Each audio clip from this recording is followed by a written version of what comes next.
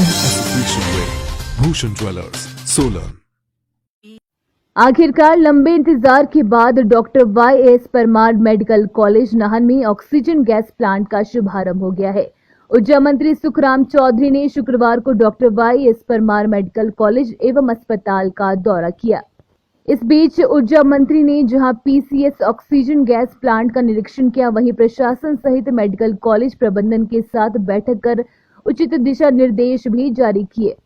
Media से बात करते हुए ऊर्जा मंत्री सुखराम चौधरी ने बताया कि मेडिकल कॉलेज में ऑक्सीजन की किल्लत न हो, इसके मद्देनजर 350 एलपीएम क्षमता वाला पीसीएस ऑक्सीजन प्लांट शुरू किया गया है, जिसके बाद मेडिकल कॉलेज को भरपूर मात्रा में ऑक्सीजन की सप्लाई मिलेगी। ऊर्जा मंत्री ने कहा कि मुख्यमंत्री के निर्देशों के बाद जिला में ऑक्सीजन युक्त बेडों की संख्या में काफी बढ़ोतरी हुई है। आदरणीय डॉक्टर राजीव बिंदल जी के साथ मेडिकल कॉलेज में हमने थोड़ा सा निरीक्षण किया है। विशेष रूप से ऑक्सीजन की किल्लत ना हो हॉस्पिटल में, जो 350 एलपीएस पर मिनट का ऑक्सीजन प्लांट शुरू हुआ है, आज उससे काफ़ी हद तक रिलीफ मिलेगी। वैसे भी जिला सिरमौर में जब से आदरणीय जयराम ठाकुर जी का दौरा जिला सिरमौर में हुआ है,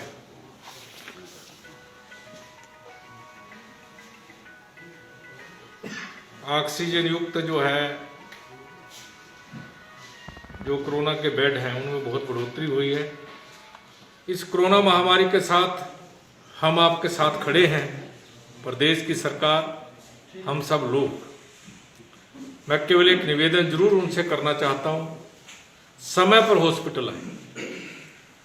जब किसी को खांसी हो, बुखार हो, जुखाम हो, गले में दर्द हो, वो तुरंत अपना कोरोना टेस्ट करवाए। परिवार में अन्य सदस्यों से अपने आप को आइसोलेट करें और समय पर अगर वो हॉस्पिटल आता है तो उसकी ट्रीटमेंट संभव है, आसानी से हो सकती है।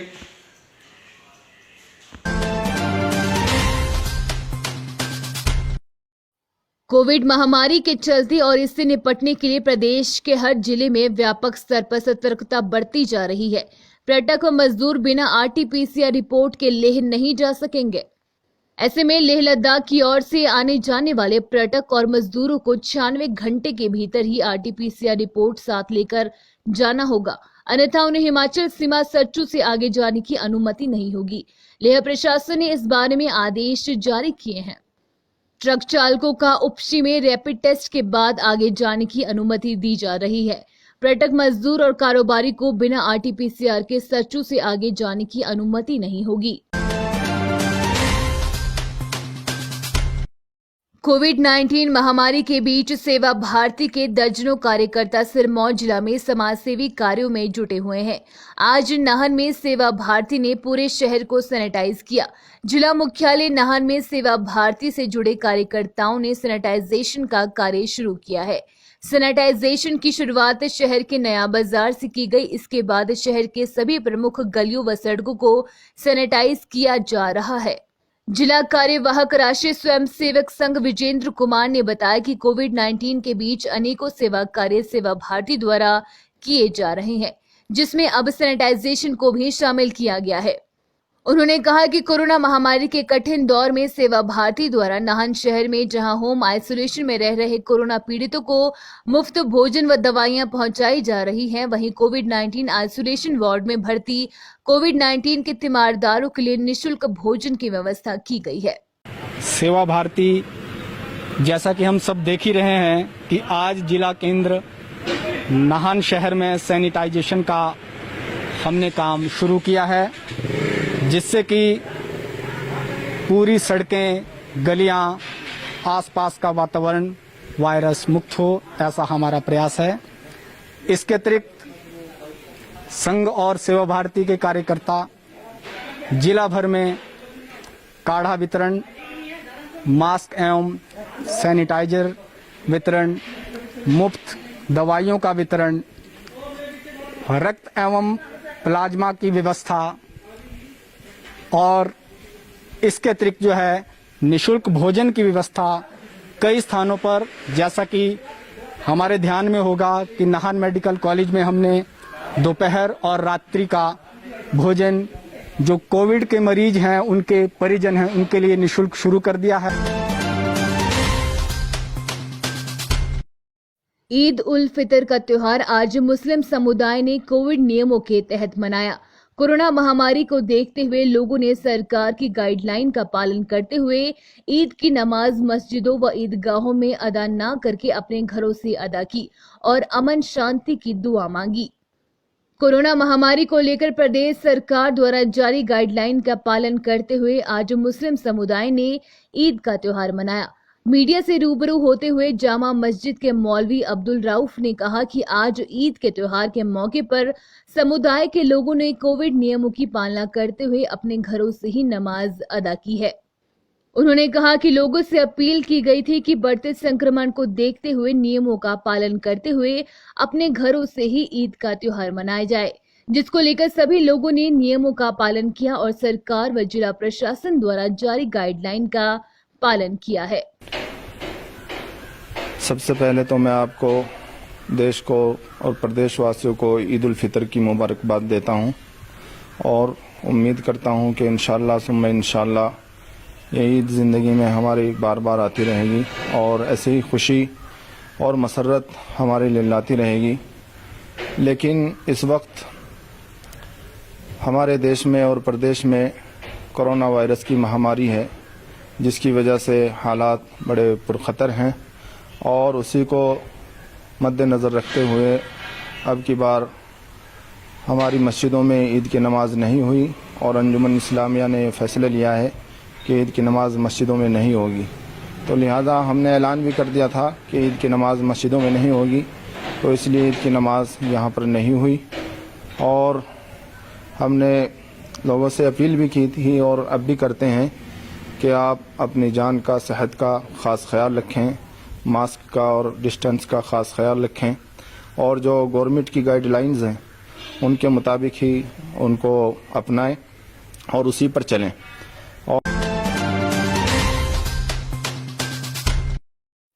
मुख्यमंत्री जयराम ठाकुर ने कहा कि सभी उपायुक्तों को दिशा निर्देश जारी किए जाएंगे, वे कोरोना प्रोटोकॉल के अनुरूप रक्तदान शिविर लगाने की अनुमति दे।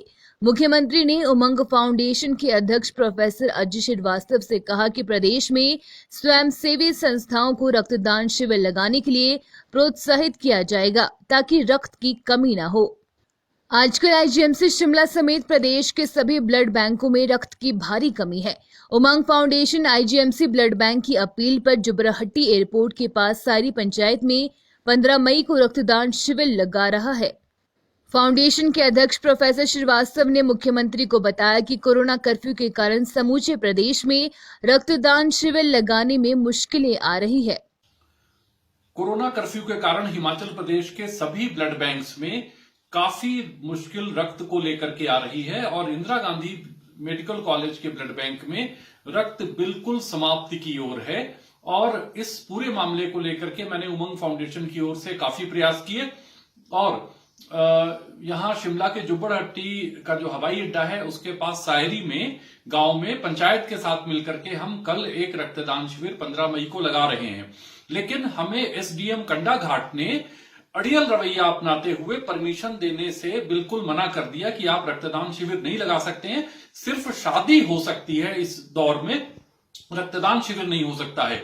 ये सारी परिस्थितियां मैंने माननीय मुख्यमंत्री जी से फोन पर 2 बार बात करके विस्तार से समझाई और उन्हें बताया कि आप कोरोना कर्फ्यू के कारण रक्त की जो संकट हुआ है उससे लोगों का मरना शुरू हो जाएगा। अभी तो लोग सिर्फ कोरोना के कारण मर रहे हैं।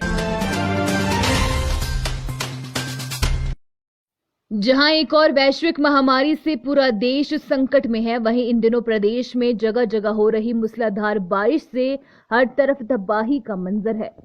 राजगढ़ क्षेत्र के भनौग में बादल फटने की घटना सामने आई थी, जबकि बीते रोज राजगढ़ के ही 2 क्षेत्र नहरबाग और टीकर रोड में बादल फटने की घटनाएं सामने आई है। गनीमत रही कि इस घटना से जानी नुकसान नहीं हुआ। नहरबाग में किसानों के खेत तबाह हो गए, वहीं दूसरी ओर टीकर रोड में बादल फटने से इतना मलबा आया कि साथ लगते मकानों को खतरा पैदा हो गया है। राजगढ़ के इस इलाके में बहुत ज्यादा बारिश हो रही थी। देखते ही देखते पानी तथा मलबे का सैलाब इतना अधिक बढ़ गया कि पूरा नाला तथा मकान की एक पूरी मंजिल मलबे में दब गई। हालांकि यहाँ जानी नुकसान नहीं हुआ। राजगढ़ में भारी बारिश से हुए नुकसान का जायजा लेने विधायक रीना कश्यप ने प्रभावित क्षेत्र का दौरा किया।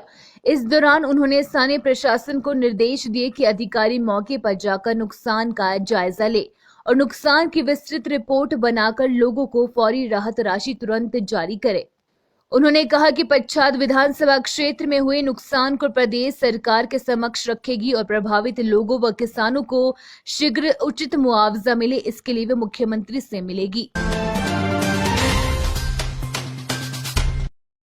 जिला सिरमौर में पौंटा साहिब और शिलाई में संक्रमण के लिए गढ़ बनता जा रहा है।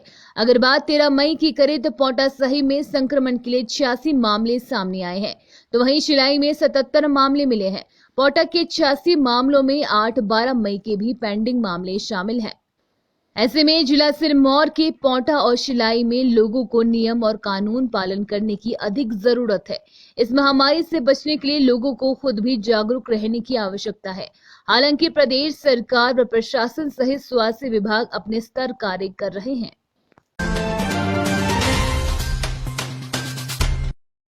कोरोना संक्रमण की रोकथाम के लिए बहुत से संगठन व स्वयंसेवी संस्थाएं मदद के लिए आगे आ रही है। वहीं बात करें राष्ट्रीय छात्र संगठन की, तो संगठन द्वारा पूरे प्रदेश भर में सैनिटाइजेशन का कार्य किया जा रहा है। कोरोना संक्रमण की रोकथाम के लिए राष्ट्रीय छात्र संगठन द्वारा पूरे प्रदेश भर में सैनिटाइजेशन अभियान चलाया जा रहा है। इसी के तहत शुक्रवार को एनएसयूआई द्वारा हिमाचल प्रदेश विश्वविद्यालय परिसर के साथ साथ आसपास के क्षेत्र को सैनिटाइज किया गया व जरूरतमंद लोगों को मास्क भी वितरित किए गए। इससे पूर्व भी संगठन द्वारा डीडीयू अस्पताल, सब्जी मंडी व पुराना बस स्टैंड को सैनिटाइज किया गया था। प्रवीण मिन्हास है। मैं हिमाचल प्रदेश विश्वविद्यालय एनएसयूआई का परिसर अध्यक्ष हूँ।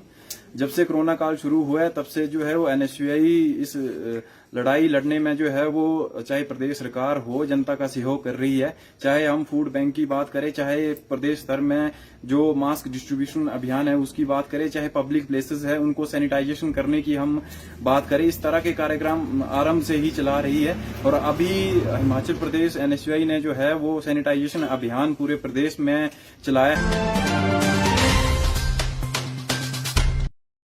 ऊना जिला मुख्यालय सैनिटाइजेशन के लिए मैदान में उतरे युवा कांग्रेस और एनएसयूआई कार्यकर्ताओं को एसडीएम द्वारा रोके जाने पर विवाद खड़ा हो गया है। प्रशासन द्वारा कांग्रेस कार्यकर्ताओं को रोके जाने पर ऊना सदर के कांग्रेसी विधायक सतपाल सिंह रायजादा भड़क उठे हैं। विधायक सतपाल सिंह रायजादा ने आरोप जड़ा है कि जिला प्रशासन सत्ता पक्ष के इशारों पर काम करते हुए महामारी के इस काल में भी ओछे हथकंडे अपना रहा है। महामारी के इस दौर में सेवा भाव को भी राजनीतिक नजरिए से देखा जा रहा है। जब कई दिनों से भाजपा और उसके अन्य मोर्चा के कार्यकर्ता जगह जगह सैनिटाइजेशन कर रहे हैं, तो युवा कांग्रेस कार्यकर्ताओं के सैनिटाइजेशन करने पर प्रशासन को आपत्ति क्यों है? व्यापार मंडल राजगढ़ ने जिला उपायुक्त से मांग की है कि राजगढ़ शहर की सभी दुकानों को व्यवस्थित तरीके से खोला जाए। देश में कोरोना जैसी वैश्विक महामारी के चलते अर्थव्यवस्था बुरी तरह से चरमरा गई है। कोरोना वायरस के कारण छोटा व्यापारी मरने की कगार पर आ गया है। व्यापार मंडल राजगढ़ का आरोप है कि प्रदेश सरकार व्यापारियों के प्रति गंभीरता नहीं दिखा रही है। सिर्फ राशन की दुकानों को छोड़कर बाकी दुकानों को बंद करना बेहद गलत निर्णय है। व्यापार मंडल के प्रधान अरविंद राय सहित अन्य दुकानदारों ने राजगढ़ एसडीएम नरेश वर्मा के माध्यम से जिला सिरमौर के उपायुक्त को एक ज्ञापन सौंपा, जिसमें समय सारणी में बदलाव सहित बीते वर्ष की तरह अलग अलग दिन में दुकानें खुलवाने की उपमंडल शिलाई की दुर्गम ग्राम पंचायतों में लोगों की सहूलियत के लिए उनके घर द्वार पर कोरोना टेस्ट और वैक्सीनेशन की व्यवस्था करवाने के लिए विधायक हर्षवर्धन चौहान ने जिलाधीश सिरमौर से आग्रह किया है ताकि दिव्यांग और बुजुर्ग लोगों को भी सुविधा प्रदान की जा सके। शिलाई के विधायक हर्षवर्धन चौहान ने जानकारी देते हुए बताया कि शिलाई विधानसभा क्षेत्र की विभिन्न ग्राम पंचायतों में अधिकांश ग्रामीण इन दिनों बुखार, खांसी, सर दर्द, बदन दर्द आदि कोरोना लक्षण से मिलती जुलती बीमारियों से पीड़ित हैं। ऐसे में उनकी सहूलियत के अनुसार कोरोना सैंपलिंग के लिए मेडिकल विभाग की टीमों को पंचायत मुख्यालय पर जाकर कोरोना टेस्ट करवाने के लिए जिला उपायुक्त और मुख्य चिकित्सा अधिकारी को कहा गया है। कोरोना संक्रमण के चलते इस बार ईद उल फितर का त्योहार फीका रहा। प्रदेश भर में मस्जिदें और ईदगाह पूरी तरह से सुनसान रही और लोगों ने घरों में ईद की नमाज अदा की। कोरोना कर्फ्यू के चलते पहले ही प्रशासन द्वारा लोगों को घरों में नमाज अदा करने को लेकर आगाह किया गया था। शिमला के जमा मस्जिद में रह रहे लोगों ने मस्जिद में नमाज अदा की। इसके अलावा ईदगाह में पूरी तरह सुनसान नजर आई और लोग घरों में ईद का त्योहार मना रहे हैं। आज कोरोना की वजह से हमने सोशल डिस्टेंस की तरह से इसे काम बोला, ऐसे हमने पढ़े, मतलब 2 मीटर की दूरी मस्जिद में भी पढ़ सकते हैं, 10-20 आदमी ने, बस ज्यादा नहीं। बस कोरोना की वजह से इस बार हुआ नहीं है सर, और न ही हम कर पाए। इस करके हमने सुबह ही मतलब अलग अलग नमाज पर अदा कर ली। सुबह 7 बजे नमाज अदा कर ली, नहीं तो ये 9:30 बजे 10 बजे हम नमाज पढ़ते थे। तो रखे सारा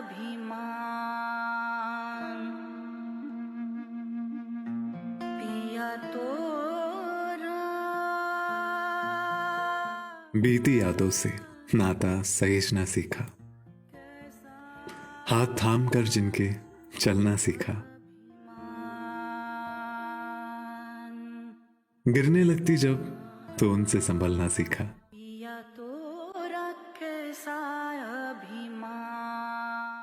उनकी डांट से खुद को तराशना सीखा।